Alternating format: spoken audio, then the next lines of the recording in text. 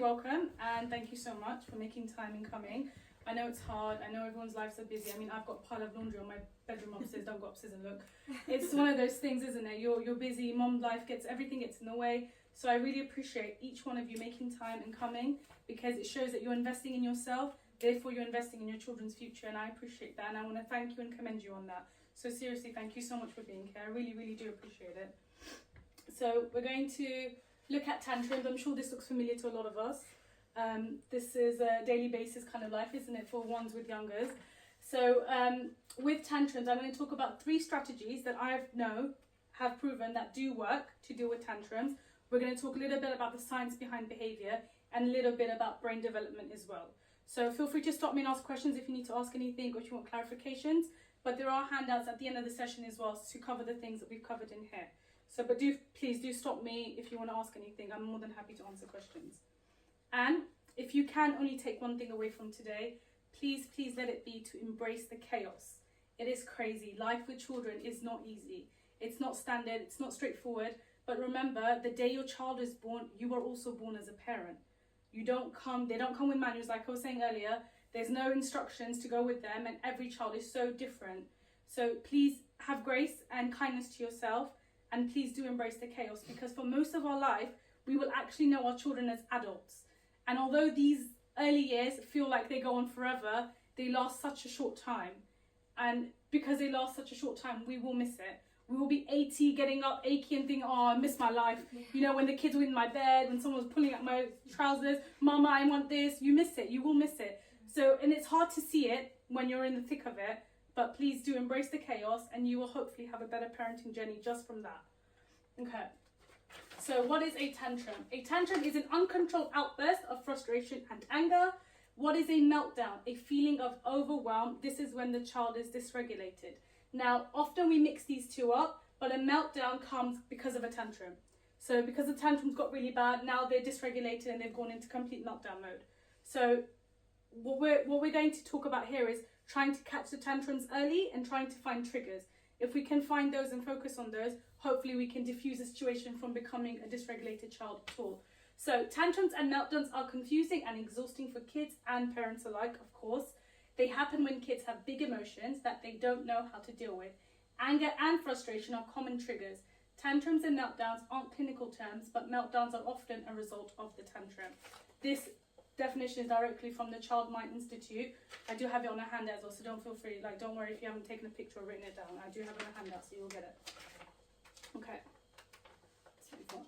So my first strategy, connection and empathy.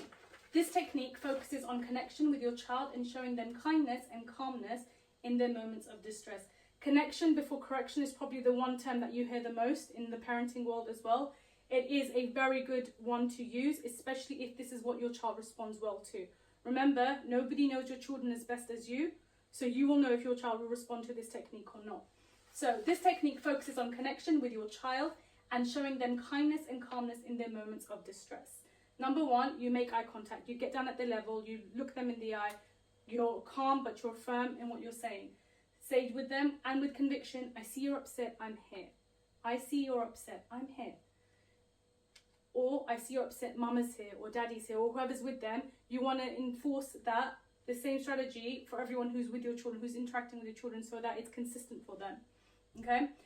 With my oldest, who's now 6, often when she was in a tantrum or meltdown, just holding her and shh or humming would really help calm her down. Instantly her words will come back and she'll be able to tell me what was wrong in the first place. So you know your child best, so you can hold if the child allows. And not every child wants to be touched when they're having a tantrum. Some of them are like, get away from me, don't touch me at all. And others will want to be held. They would want connection, physical connection from their parent. Okay? And then number 2 is waiting it out. This is the second strategy. Now this technique focuses on your demeanour during the tantrum. Your reaction or lack thereof is key here, and I'll explain. This one, you make no eye contact and you keep them in sight and ensure their safety. Okay, you say nothing, as if you're waiting for a bus or a taxi. So your child's having a meltdown, full on kicking and screaming, you're going, you do not look at them at all. So you're not ignoring them because you're close by, you can make sure they're safe, but you're not giving them any attention for acting out. Okay, that's waiting it out. You don't touch them unless, again, it's to move them, because say they're in a parking lot, there's a car coming, you need to physically move them somewhere safe. This happened to me in the middle of Tesco before. I just pick my child up, go into the car, let them have it out, and then we get out again. So it's wherever you can keep them safe, and you let them feel all their feelings however they do, okay? You give them space, you're nearby, but you're not too close, and you let them ride it out. So for some children, this can go on for a while, but they don't want to be touched, they don't want interaction in that moment. For others, it doesn't go on very long, and they get back up, okay? So you give them space, and you're nearby. Once it's over, you say, great, now let's go build a tower.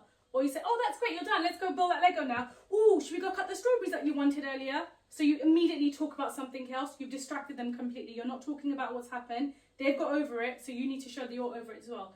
Now, this is very hard, like I said, especially when you're in public and you're like, oh, everyone's looking at me, oh my God, stop it. I look like such a bad mom. No, okay, you do what your child needs you to do in that moment. Do not care about anybody else, okay? You are the parent. You do what your child needs you to do. Nobody else matters, okay? And I'll talk about why this one works. It teaches your child to self-regulate. Now, often we're told we need to regulate ourselves and then regulate with our child, and that's fine. With connection empathy, that works. You regulate yourself and you regulate them. But with this one, when you wait it out, you allow them the space to learn regulation. And honestly, as adults, you come across so many adults that cannot regulate themselves at all. And it's quite concerning. And in order to make our children well-rounded adults, we want to teach them this very important skill of regulation. It's really, really key that they learn how to do this, okay? Also, you're giving them space. So with my 3-year-old, this works best. He doesn't want to be touched. He doesn't want to be spoken to. He just needs to scream. He screams, he gets up, that's it, he's done with it. It's over, and we move on to the next thing. So with some children, again, you know your children best. It will just work, because that's all they need. They just needed to shout, they need to scream, and then that's it, they're over it instantly, okay? And once it's over, you do move on. So whatever you say you're going to do, you go and do quickly. So let's go build a tower, let's go cut strawberries, let's go get your lunch ready. You get up and you go do it immediately.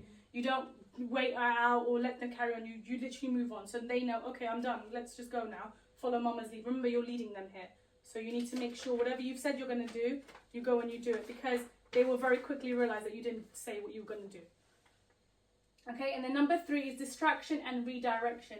This technique focuses on your quick thinking, and it's to diffuse an early tantrum and avoid a full-on blowout. So this one works really well for me when we're outside especially, and I'll explain what it is. You get down to the level, you make direct eye contact with your child here, and your quick thinking is where you select a distraction that will work in that moment for them. Some things you can say, oh, wow, look, did you see that? Oh, there's a bird, let's go chase that bird, come on, let's go find it. Instantly, like, oh, what's going on? You've literally broken that mental loop. Or you can say, oh, that car's going really fast, let's go find a green car, you love green. So you use whatever your child likes and you move on with it quickly. And you have to stay engaged, so you have to stay in character. Again, if you break your character, your child will notice and they'll go back into tantrum again. So you stay in character, you stay with what you're doing. With my oldest, I've done before a story. Oh, did I ever tell you about that bear? Oh, it was so sad, Jenna. He couldn't find his mummy and he was stuck. And come here, let me tell you the story. She was like, oh, what happened to the bear? Immediately stop the tantrum. So it's very important that you find something that works for your child and you move on with it, okay? And now, why this one works, it interrupts their mental loop. That's brought them to the point of the tantrum. You're redirecting their focus and you have to do it quick, okay? You spark their interest immediately. You know what's going to spark their interest. And if you're outside, it's easier because there's so many things you could choose as a distraction. Cars, the sky, airplane, construction work if you're around here. Anything like that, okay? And they've also learned now, hey, I can redirect myself. If I'm really upset, I can just go find something else to do. So you're teaching them again that very key important skill, redirect, so you don't react when you're angry, redirect it and be calmer instead, okay? That's really important. When this strategy I find is most needed is, again, like I said, when you're outdoors and there's so many distractions around them, it directly also addresses the sounds and sights that they're seeing. So when a child is in a meltdown or a tantrum mode, there's so many things that are distracting them. So they're having a sensory overload. It could be the cars, it could be the birds, it could be the noise. When you're talking about one of those distractions, you're taking them out of being overwhelmed and being like, okay, mama sees the car too. Mama hears the car as well. Okay, we can just talk about the car instead of being upset about how loud the car is. So it's very important to obviously look around you and see what it could be that's obviously causing further overwhelm to your child, okay? For some children, redirection is absolutely key. It pulls them out of the downward spiral of a tantrum, especially if their tantrums do go on for a while. So like I said, if your child tends to have a very long tantrum, if you can immediately spark the interest in something else, you will stop that whole showdown. So it's really important that you do quick thinking here And obviously, while you're doing it, remain calm and remain in character. It's really important that you don't freak out or flap about or get really stressed out about it, because they're going to do it. We're the adults here. We teach them how to regulate themselves by guiding them through their meltdowns and their big feeling moments, okay? So what not to do during tantrums. Now, I think a lot of people tell you what not to do, but not enough people tell you what to do, which is why I started with the strategies in the first place. So what not to do, don't overtalk. Now, I know a lot of parents do this, and you do it innocently, because, you know, you're like, oh, how do I stop you from oh, please stop, come on now. I told you 5 minutes ago to put your shoes on. Your child is screaming. They are not listening to you. They are not hearing you whatever you're saying. You're basically talking for yourself. You're talking to yourself and you're talking for yourself to make yourself feel comfortable. It's not helping your child in that moment at all. So don't overtalk, just following the strategies and the guidance that you're going to follow through with, but no overtalking. Now, threats and bribes. Now, I know sometimes they work, but it's a very short-term fix. It's not a long-term fix. It doesn't teach them to deal with their feelings. It doesn't teach them to regulate themselves. It doesn't teach them how they can redirect those big feelings that they're having. So it's really important that you don't use that. I know it's the easiest thing to do. Hey, stop it, come have a chocolate. They probably will stop it and go have a chocolate, but you haven't fixed the problem. You've just postponed it. And a lot of parents do that because I don't want to deal with this right now. But when you're doing that, you're teaching them, keep pushing your feelings away. Yeah. I know you're feeling sad, I know you're feeling angry, just push it away and let's go have a chocolate instead. Number one, are you encouraging overeating if that's what you're using? Number two, you're encouraging a lot of problems with associating worry or anxiety with food as well. So that's another thing. You don't want to use that. Doing that, like grandparents. And you have to. This is your way. This is my way that I'm dealing with tantrum. I would like you to follow the same method. And if they can't, you're going to have to limit contact as much as possible. And if you can't, and you can't always, you just pick up where you left off. Because you can't always control everyone else's influence. What you can control is your influence. Because you're completely right, grandparents might just be like, just have a chocolate, just give him what he wants. Why are you saying no to him? Okay, but that doesn't fix the problem, Mom. Like, he's still going to cry again tomorrow about the same thing. Then I'll just pick up tomorrow where I left off. The problem is that, yes, that's going to happen, but if you can stay consistent, so if 9 times out of 10, one time someone gives them a chocolate and it stops, but the other 9 times you follow through with your strategy, that's what's going to stick. The problem only occurs when everybody does the same thing, or just give him a chocolate every time he cries. That's when the problem happens, because you're teaching them inconsistency in strategy. So, yes, you can't always control others. Yes, you can be very firm and clear to your parents, to in-laws. This is how I want to deal with these behaviours. And if it doesn't work out, you make sure you do it more than they do it. That's another way to stick it to them, okay, to make sure that your children get it. Okay, after tantrums, this is where learning happens. Repairing and reconnecting with your child is very important, and naming the feelings that they experience teaches them coping skills and teaches them how to return to a calm place, okay? So when it comes to repairing your connection after a hard tantrum, you need to use the opportunity of recovery to show them you actually do mean what you say and that you will continue to hold your boundary. Because remember, tantrums usually come because you've said no about something or you've held your boundary. I told you we're going to leave, we do need to leave now. And then that's when the tantrum occurs. So when you stick to your strategy, and as hard as it gets, stick to it. Your consistency is key here. It will teach your children, hey, I need to, mum's not budging on this, dad's not budging on this, I need to learn to just get with the program, basically, okay? So your consistency is very important. And yes, you will repeatedly go through this cycle 100 times, 200 times. But especially if you have older children who you're doing it with and they have younger siblings, it helps more. Because they see, hey, mama's stuck with her boundary with that one, so she's going to stick with the boundary with me too. So it's really important that you're consistent with each child, okay? And also it will help younger child to learn, this is how it's going to be, this is the rules. Okay, so after it's happened, so if I use an example of you've given your child a 5-minute warning to turn the TV off, you turned it off after the 5 minutes, they tantrum, they lost it, they couldn't handle it, you turned the telly off. Why did you turn it off? They're kicking, they're screaming. You deal with it, you choose one of the strategies. After they calm and they return to calmness, not immediately after, it could be the next day, it could be at bedtime later, you say to them, turning the telly off is really hard, isn't it? What would make it easier for you next time? Would you like me to set a timer? Or do you want me to just tell you there's 5 minutes left and we count down the last minute together? This is especially effective for older children. Children who can understand, hey, a timer, yeah, that will work. And for younger children, they hear the ping or they see a sand timer, they know that's it, time's up. So it works really well if you give your child a voice in how much time do you want or how should I tell you that there's only 5 minutes left, then you're giving them some control over what's happening, and that genuinely encourages their cooperation. So that's a really good way to do it as well. You're showing them that your boundary is going to be held, I'm always going to tell you 5 minutes and telly's off. Mama is going to turn the telly off then. How would you like me to communicate that to you? What would be better for you? So you're not saying, okay, I want to turn the telly off, next time I'll give you 10 minutes. No, you don't give in. You just find another way that will encourage them to understand you mean what you say. And you want to do that consistently. You tell them that you understand their emotions when you say, oh, it's really hard to turn the TV off, isn't it? It makes you really sad when I turn the TV off. So you're not telling them, oh, just stop it. I told you so, so I told you, that's it. You're actually telling them, actually, it is hard. It's something you're struggling with. How can we make this easier for you? That's really, really important. And if your child is too young to verbalize that, then you find different ways to show them 5 minutes. So something that works for your child at that point, at that stage, whether it's colours, whether it's sound timer, an actual pinging timer. A lot of people have Googles and Alexas. If you want to tell Alexa, hey, ping or play something when they know time is up. With my youngest, I tell him 5 minutes and I turn it off like, oh, the TV's charging now. He will accept the TV needs to charge. You know, so it's not that I'm telling him, oh, I'm going to ignore your feelings. I understand it's hard, but the TV needs to charge. It needs a rest. It gets very hot. And that's not a lie, because it does get very hot and it does need to turn off. But you're also teaching him, actually, it's okay. You know, I'm going to have it again tomorrow. I'm going to have it again another day. It's okay. So it's very important to find what works for your child. Okay? Okay, so conflict in raising children is very, very normal. Okay, you will have resistance. Whenever you hold your boundary, they will resist you. That is how they learn. You being consistent is important. You being calm is even more important. And I know it's hard. It's not easy. I've got a 6 and 3-year-old. It's not easy. Sometimes you just lose it. But it's okay as long as you can come back from it. You're not going to get this right 100% of the time, and you can't, because there is no such thing as perfect parenting. There is, all the experts, everybody struggles with their children. Nobody gets it right all the time. As long as you're getting it right most of the time, and as long as you're showing up and being present when they're dealing with their big feelings, when they're struggling with something, that's what matters the most. That's what's most important, okay? So please don't feel like you're a bad mom because your child resists you all the time. No, it's very normal. It's part of their learning. This is how we teach them boundaries. And also, life is not going to just give them whatever they want. You're not going to be a yes man, and they're not going to find a yes man in the future. They're not going to have a yes husband, a yes wife.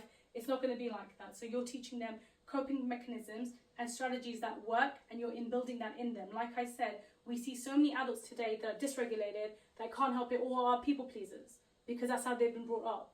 You're making me sad, so just do it because it made mama sad. I just did it because it made daddy sad. So you don't want to do that. You want your child to have a voice. You want them to also understand sometimes you're going to be told no. Sometimes there's going to be resistance. Sometimes it's just not possible to get what you want. Yes, I understand that makes you sad. I understand that's hard. But we will move past it, because that's how life is.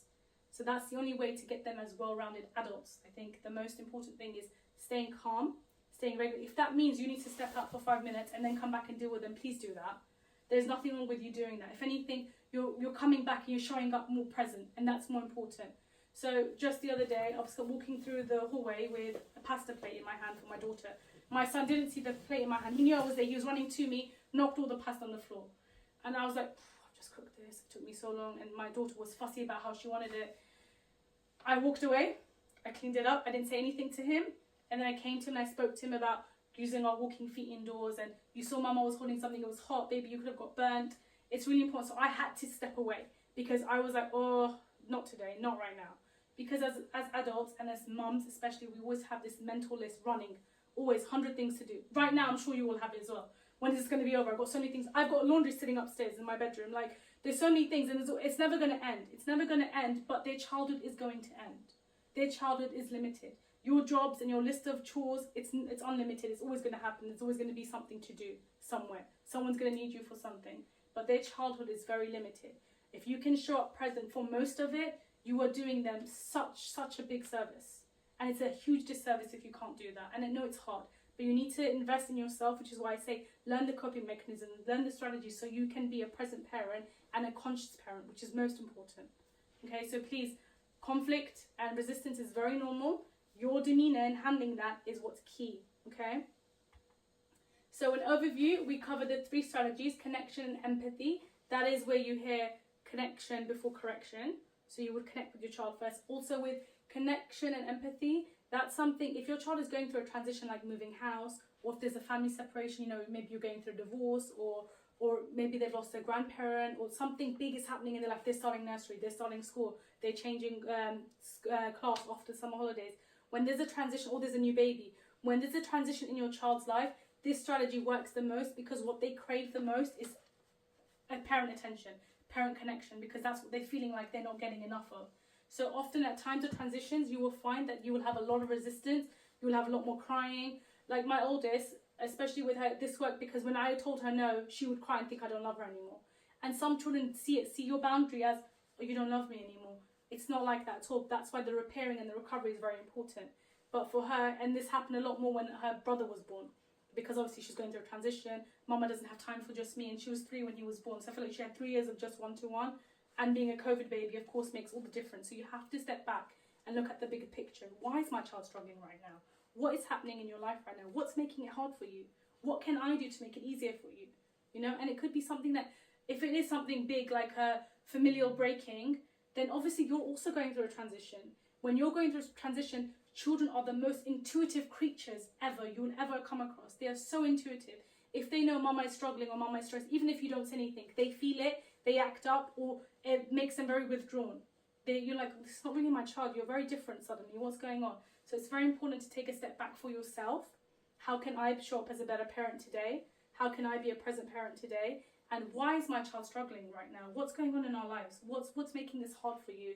Is it season? Is it sickness? Is it anything like that? What's going on? What's actually happening here? And that's a really hard thing. Like I said, when you're in the thick of it, to step back and look at the bigger picture, it's difficult, but it's very, very important. Because if you can do that, you will have overall a better parenting journey, and they will have a better childhood for it. So it's really important to be able to take a step back. And like I said, when something goes wrong, if you need 5 minutes, go take your 5 minutes. They are safe. Yes, okay, there's a mess, there's something to do with, but they are safe. They're in a safe place, they're in their house. Step back, go have water, go have tea if you need to, have something, calm yourself, come back to the situation. So you show up present, you show up calm, and you teach them, hey, I wasn't okay, so I went and calmed myself down, I came back. You will notice your children will start doing that. As they grow up, I'm not calm right now, I need to go calm myself down. So it's really, really important, okay? So please don't feel like a bad parent if you see resistance, if you see conflict. If anything, the fact that you're seeing it, noticing it, the fact that you're here, you're already being a better parent than you're being the parent you want to be. And you're a better parent than you think you are. So honestly, please give yourself grace, give yourself kindness. It's not easy, but it lasts such a short time. Okay, so if you can be a present parent for that short time, it makes all the difference, the world of difference. Okay, so I'll take a little break here before we go into science and brains.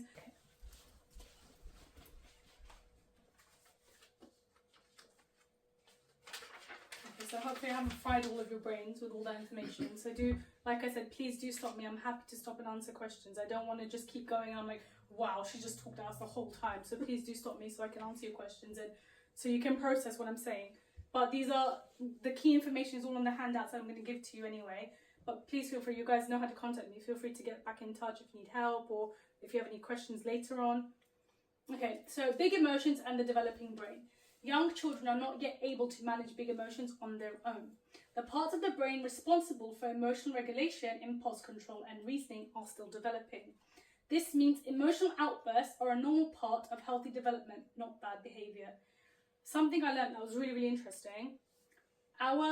This part of our brain, in charge of impulse control, reasoning, doesn't actually fully develop until we're 25 years old. Yeah. 25 years old as an adult. If you think of that, so our children experience emotions at an adult level, but they do not have the coping mechanisms of an adult, and they have to deal with it without all the ways of how to deal with that anger, how to deal with that big feeling, how to deal with that sadness. So if you think about it like this, it really puts everything into context to think, wow, my brain wasn't even developed when I was fully married. So it's really important to think about that. Like, a lot of us will grow up and study and educate and be in jobs probably before 25, some of us, but hello, our brain hasn't even fully developed. So it's really, really important to put that into context. And when you're thinking, why is my 2-year-old screaming? Hold on. Not until 25 will they be able to actually fully logic and reason with things. So it's really important. I think it really puts things into perspective when you think of it like that. It's very interesting. That part of brain. Yeah. Frontal lobe Yes. is the last thing to be developed. Yes, and the fact that it's 25 years after birth, wow, that's a lot of time. And imagine how much life you experience in those 25 years. You experience so much life, and possibly every chance to experience every emotion, but not the full capacity to deal with them. So it's really important to take a better approach at our younger children, thinking of, wait, okay, hold on, 25, right? I got this. So it's really important. So be patient in yourself and with your child. The developing brain, the amygdala, the part in charge of emotion and threat detection is highly active from early childhood, while the prefrontal cortex, logic, impulse control, and emotion regulation, again, like I said, is not fully developed until the age of 25. This results into children feeling emotions intensely, but the lack of neurological development to regulate themselves. So that's really, really important. Also, this imbalance is one of the biggest reasons why meltdowns happen. So your child is experiencing anger, like a full-on blown adult anger, but they have no coping mechanisms for it. So you're like, okay, well, this is why the meltdown's happening, because you're angry, it's very intense, you're very angry about something, but you don't know how to deal with that anger. That's when we step in, that's when we guide that anger, that's when we give them a wording and reasoning with it. But again, this requires consistency and our own patience, which is the hardest thing as a parent. Okay? Research shows children under age 5 use up to 80 to 90% less prefrontal regulation during emotional moments compared to adults. When emotions spike, the thinking brain can go offline, making reasoning or consequences inaccessible in the moment. This is why logic does not work mid-tantrum. This is why earlier I said don't overtalk during a tantrum. It doesn't work. They do not register anything you're saying. So my daughter, very eloquent, can speak beautifully. She makes stories and everything. She has a tantrum. I'm like, where are all your words gone? Why are you not talking? Blah, blah, blah. What are you saying? Because they can't process it. So, of course, and that sometimes tricks you as a parent, because you're like, oh, but you're so eloquent and you're doing so well with your reading and you've got so many words and your vocabulary is amazing. But when she's experiencing an emotion, her vocabulary literally shuts down. There are no words left. There's just, I'm feeling angry. I'm just feeling sad. So it's very important to not put that there. Because I think also when we put that there, even if we don't say it, we're adding that pressure onto the tantrum, making it probably a longer and worse meltdown. So it's really important to give them the mechanisms to cope with it. And then when they get back to their calm, eloquent self, you can then talk to them about their feelings, what they experience, and how they can better deal with it next time. In the handouts, I'm giving you 2 breathing techniques, which I find work really, really well. With younger children, I call it blowing out candles. So you hold your 5 fingers in front of you. Because it's something they all understand, the concept of blowing out a candle. 5 fingers, it's the birthday candle, ready? 1 finger down, ready? Another one down. That teaches them, or actually taking deep breaths, regulating themselves, resetting their nervous system, but you can't teach this while they're screaming. Yeah. Blow your candles out! Blow your candles out! No, they don't understand what I'm saying to them. They're like, what candles? I'm upset about the car. So they don't get it. So, you want to teach them those coping mechanisms when they're calm, so that they can use it. But she's still screaming. She's not registering that she needs to blow. I'll be like, okay, before it escalates, should we try blowing the candles? She's not having it. So it would again be, with your case, consistency. It'll just be, I know it's sometimes like I'm saying the same thing. I told you this, like I've taught you this all week and you're not getting it. It's just consistency, because in that moment the emotion is too high to use logic and reasoning. So when we repeat it constantly, we teach them, hey, it's like when you, for example, I leave the house, I won't forget my hijab, my headscarf, because I know it's inbuilt with me. I put it on before I leave the house. It's muscle memory. So like that, when you teach them coping mechanisms, you're doing it constantly until it comes to them automatically. And again, remembering that it's not fully developed, that part of the brain, until they're 25, you can imagine how consistent you have to be with it. Okay, so it's completely, you're not doing anything wrong. It's just, she's not getting it yet, so just keep going. You're doing the right thing by keep going. And another breathing technique that I found is, and it works for children who like drawing things, the box method. So you make a box, breathe in, hold it, breathe out, again, breathe in. And they could physically draw a box in the air or on paper. Now I always keep a pen and paper in my bag or in my car, because I'm like, just in case I need it, I'm going to take it out and use it. And it works really well for some children, because they're physically also breaking that mental loop like we spoke about earlier, and they're physically doing something, so they're having a physical outlet of doing the box method. So that might be something you want to try. Somatic exercises also work. Yes, they do. As long as they understand it, yes, it can work. Absolutely. Like a fun thing, let's do something. Yeah, absolutely, yeah, it can work. It regulates your nervous system. It does, and that's for us as well. Of course, and that's all we want to do. We want to teach them how to reset and regulate the nervous system, so that when they're having it, eventually they will learn, okay, hold on, let me blow my candles out. I'm going to be okay. We're going to handle this. So it's really important. But of course, sometimes we're like, I've been teaching this for like a year. Why are you not getting it? Well, they just need it more repeated more to them than another. Discipline and consistency. Yeah, absolutely. And this, it requires your own discipline as well. You have to be disciplining yourself to repeat it constantly and with the same enthusiasm. And with the same calmness. Do the box method. Don't raise your voice. Oh wait.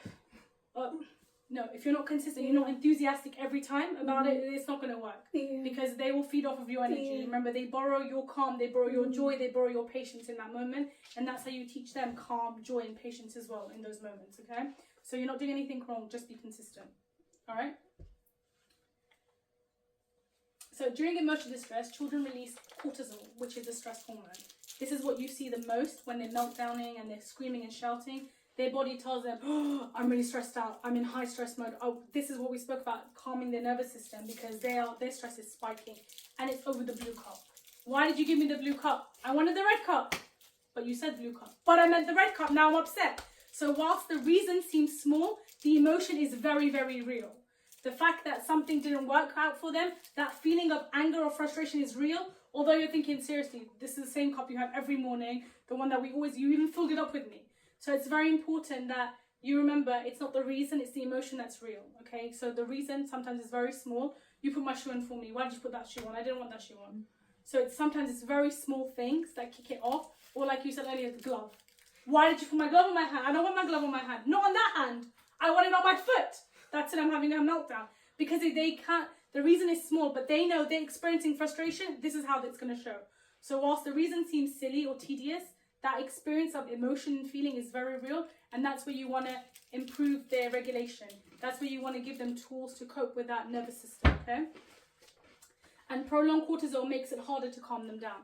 So if they're in high stress and say, like we said, we did over-talking, we did bribing, nothing worked, and we've just made it worse, now their stress has gone, they're spiking now. And that makes it harder, and also it makes the meltdown go on for much longer. This is why you want to use those strategies, and you want to use them as soon as the tantrum starts, or even with some of them, find the triggers, which is what I would do if I work with you one-to-one. We would find your common triggers and we'll diffuse them before they happen. Okay, so that's really important to take a step back again and look at the day and their triggers, things that upsets them. Okay, so they're not holding on to their emotions, their bodies are. So when they're stressed and they're melting down, it's not my child's not letting go of this anger over the cup. It's that their body's not letting go of the feeling of anger. How do I get them to do that? Okay? Sorry, again. Temperamental stuff, isn't it always? Right. Brain imaging studies show children experience emotions at near adult intensity but without adult coping mechanisms.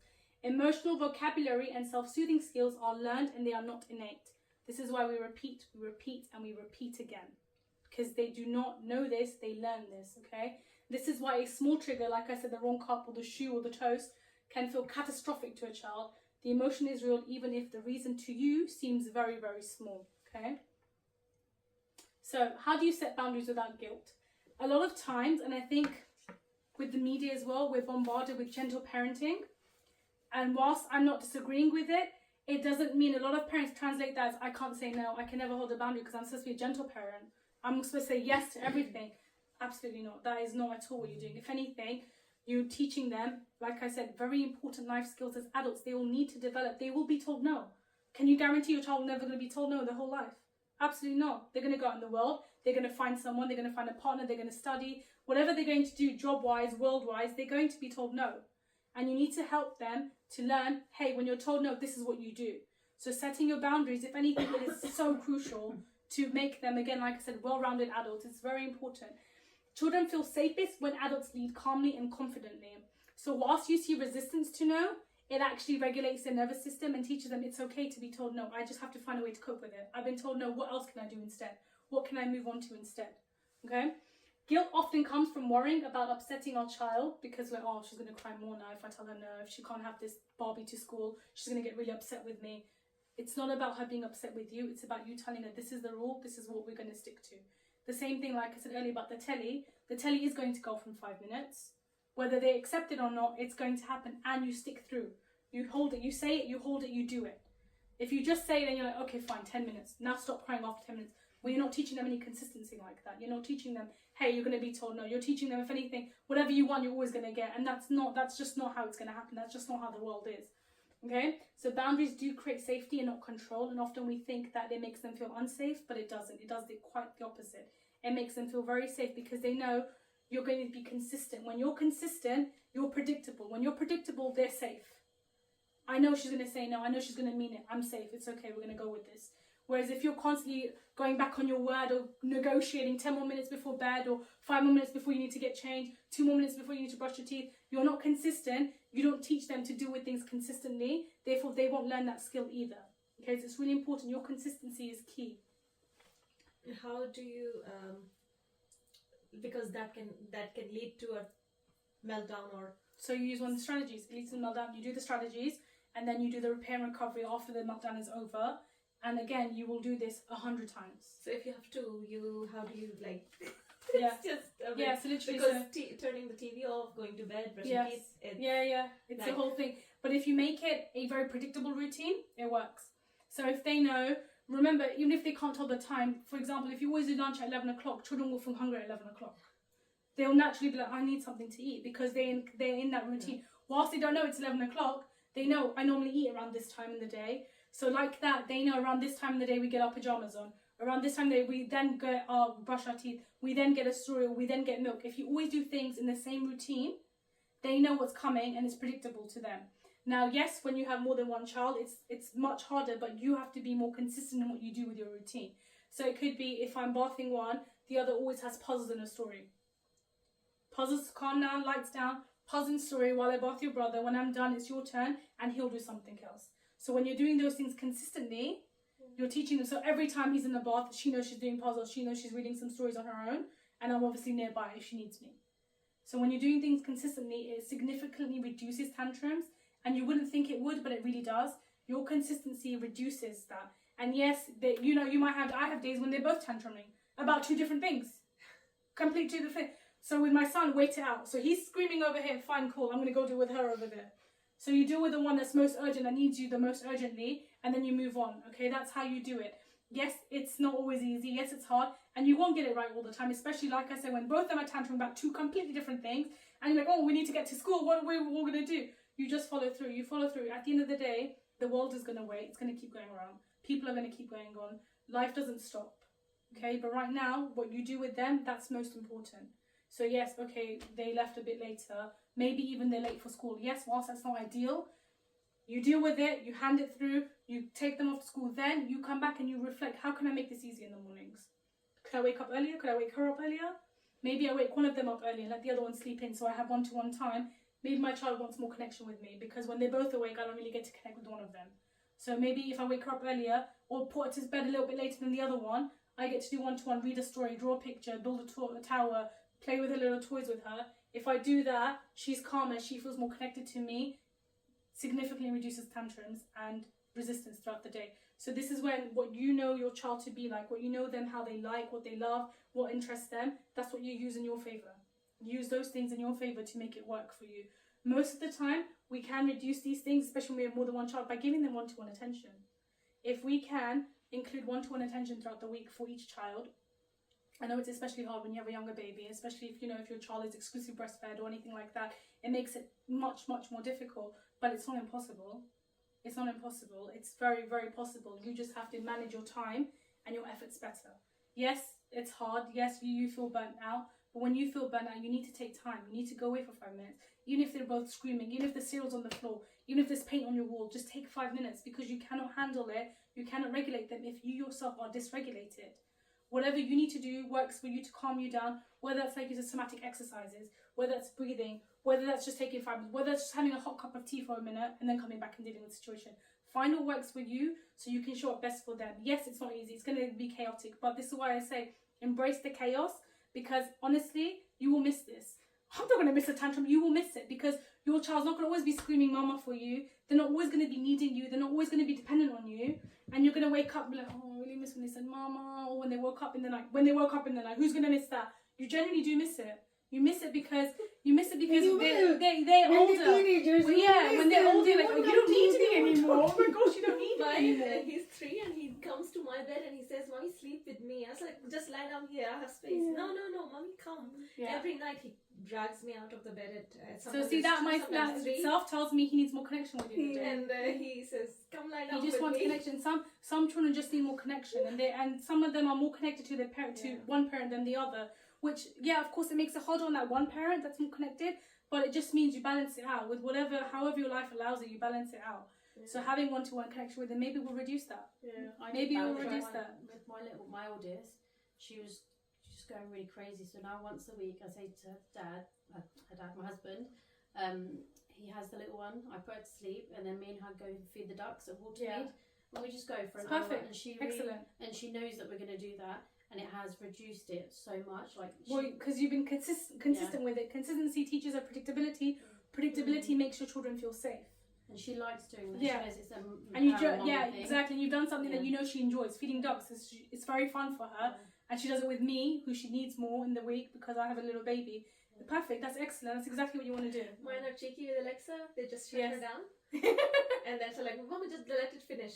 And then the next episode starts and nobody tells. Like they both are sitting, watching, and they're cheeky. Like Yeah, they play against wouldn't you. Tell Mummy. But you know what's positive about that is they have a good connection there. Yeah, You know what I mean? no, This that's what it. you have to look at the positivity. Yeah, That means yeah. they can work in cooperation together. That's perfect. That's great. That's what you're You not always going to be around for your children. The fact that they can be cooperative with each other is great. It's a great I sign. told this man, like, tell Mummy when this episode finishes because don't let Shifa be cheeky. He didn't tell me. So what you would do is you would check the time. 5 minutes on the episode. Yeah, You come back in Alexa, 5 minutes. But Alexa, stop. You'll come back in 5 minutes. So that's when you will hold your boundary, and they'll be like, oh, we can't get away with this. But again, it's positive. They're working together against you. Yes, but they're working together, and that's really important that they work together.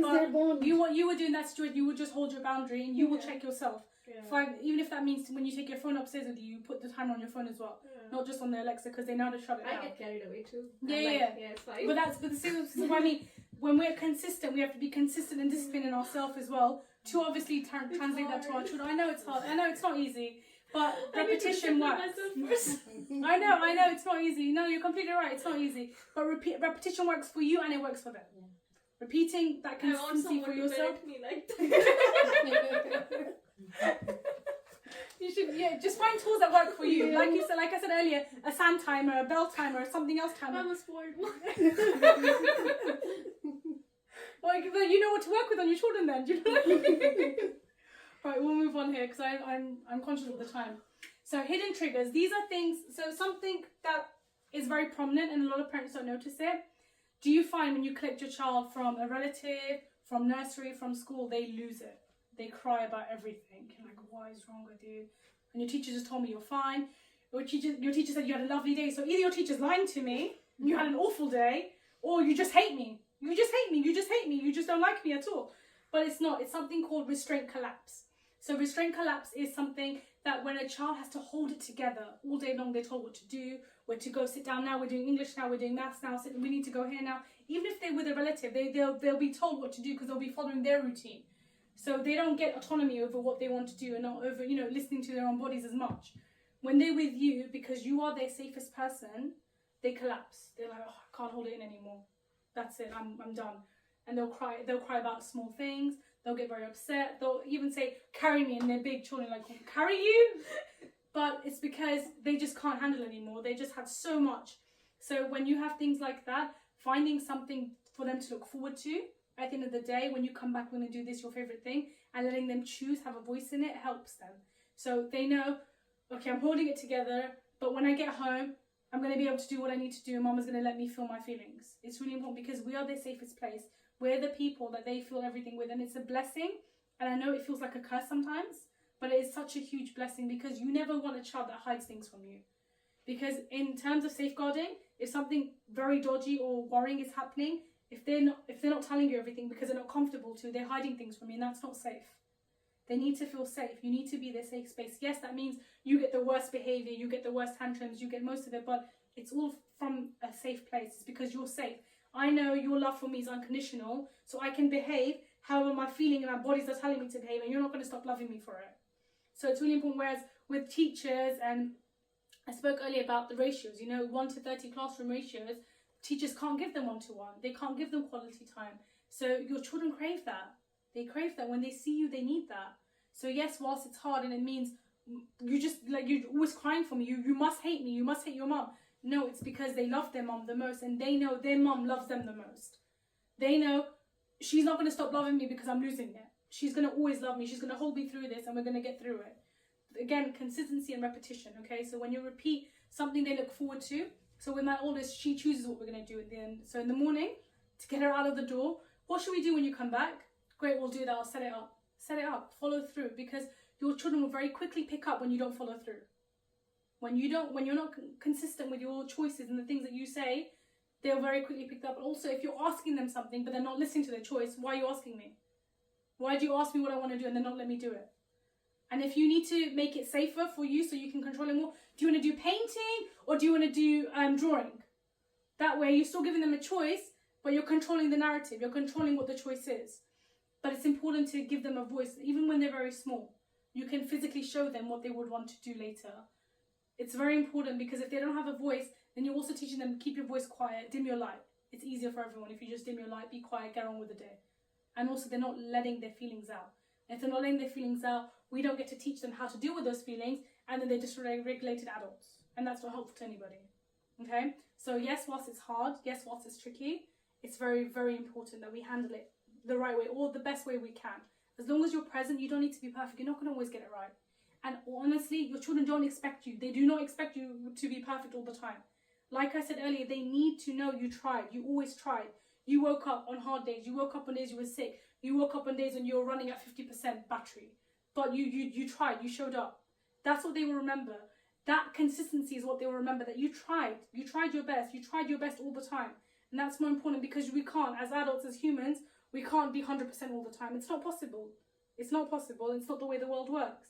But as long as we're handling that the best way we can and modelling that to them, that's the best we can do. And we're also doing them a big service to it by teaching them that regulation. It's really, really important. Okay, so some triggers that we don't always realise is hunger, tiredness, or thirst. So I always say, especially when you have babies, look for the first 5 things, like nappy, bottle, feed, change, comfort. Look for those 5 things, and that doesn't change as they get older. Those things are still basic needs. Still look for all of those things when you're dealing with a tantrum. Go through your checklist. Are they hungry? Are they tired? Well, you do wake up a bit earlier than you do usually. You probably are tired. It's probably why you're upset. So it's important to know that. So look for those things before you react. Before you decide which angle you're going to go, look for what's causing it. Always look for the basic needs. Are they being fulfilled? And often, when they're at school, when they come home, they are very hungry. And you're thinking, did you not eat at school? Did you not eat at nursery? Well, they're hungry because it's been quite a while probably. So if they eat at 11, you pick them up at 3:30, that's a long enough time for them. And considering how much energy they've had to use, how much brain power they've had to use at school, they probably are hungry. Giving them a snack usually diffuses the tantrum before it even starts. So I take snacks to school with me. As they're walking back, they have a snack. It could be a healthy snack, it doesn't have to be an unhealthy snack. But they know that they're going to get some form of food to get them in the door and calmly. You're dealing with a basic need, and that's really, really important, okay? Overstimulation, noise, screens, and busy environments. Now, I know I'm conscious of the time. So we live in a time where everything is busy. Everything is screens, everything is automated, and that's very stimulating. It's overstimulating for a lot of us as adults and for the children. So it's important in the week to give them time away from that automated life so that they can learn to use their imagination. They can learn to express their creativity without being told this is how we do it. So that's really important. Overstimulation is usually a very big trigger for tantrums. Transitions or sudden change. This could be small transitions like going from school to home, going from school to mosque, going from school to clubs. That transition also can upset them, okay? Because it's something that's changing. Or big transition, like we said, family issues, or a change in the house, moving house, a sibling, anything like that. Those are also big changes and big transitions. And these triggers lower a child's tolerance for frustration, and then that emotional load from the day collapses at you. Because I've held it together all day long. I can't anymore. Psh, that's it, they've lost it. So finding little things like taking a snack to school helps them deal with that, regulate themselves. Do it, because it makes it easy life for you and it makes it easy life for them. Okay? Or maybe a toy or something. Yeah, anything that works. Again, you know your child best. Anything that works best, a fidget toy, if that works for your child. Oh, let me see Rubik's Cube. How many colours can you match on the way home? Something like that. Also, a lot of children, especially if they're Miss Independent or Mr. Independent, giving them a challenge, it's more engaging than giving them a snack. So find what works for your child and do it, because that's what's going to work for you. Every child has a different stress threshold. This is very important because as adults, our stress is not all the same. Some things I'm calmer about, some things my husband's more angry about, some things he's calmer about. It's very important to also recognise that with children, their stresses are not the same. They are very different. Things that upset them might not upset their brother, might not upset their sister. They're very different. They're individuals. Okay? your child will have a specific way that reduces the overwhelm before the emotions spill over. Like you said, if a snack doesn't work, get a toy. A toy works better for them. Get a fidget toy, something that they have that challenges them, if that's what works for your child. Awareness of these is the first step, and your support makes a difference with this. So the fact that you're aware of it, that's the first step of fixing it, and then finding support for them throughout it. You're already reducing those tantrums, those big feelings that they're having when they're seeing you. Children release emotions where they feel safest. Again, they feel safe with you, so it's a blessing that they cry at you. It's a blessing that they tell you all the things that are wrong with the world, all the things that went wrong in the day. You rather have them over talk than under talk. You need them to communicate with you, whether that's verbally, whether that's physically showing you something. You need them to tell you something's wrong. That's really, really important. And they need to know that they can tell you when something is wrong. Okay? So, just a quick recap on everything we've covered. So we covered tantrums and meltdown, the 3 strategies to handle them, big emotions and how the developing brain works, holding boundaries without guilt, and hidden triggers behind challenging behaviours. Again, embrace the chaos. It is chaotic. Life is not easy with young children. Embrace it. If you change your attitude towards your challenges, you will see your child will do the same, and you probably will have a better experience of parenthood. Because like I said in the beginning, the day a child is born, a parent is also born. Whether that's your first child or your 4th child, you're already a different parent when that child is coming out. So it's really important to understand that, hey, I didn't know what I was doing until... It's a lifelong work experience, really, isn't it? You just learn on the job as you go along. So you're not going to get everything right. You're going to have days where things are harder, days where, oh, I did really well today, this is great. I'm a parenting pro, and others like, oh, I don't know what I'm doing. And that's fine, you're human, you know? You need to embrace that. Some days will be harder, some days will be easier, but embrace the chaos because it lasts such a short time. And people with older children will tell you that. You will miss it. You will miss the chaos. You'll miss the handprints on the walls. You'll miss the night wakes. You'll miss all of it because they're small for such a short time. It's really important that you enjoy your parenthood to help them enjoy their childhood. Okay? Thank you for being here and thank you for listening. I'm sorry I was talking a lot at you. So what do you do now? If you have any further struggles or you need any support, I've got flyers for you and handouts, so do get in touch so we can do one-to-one support.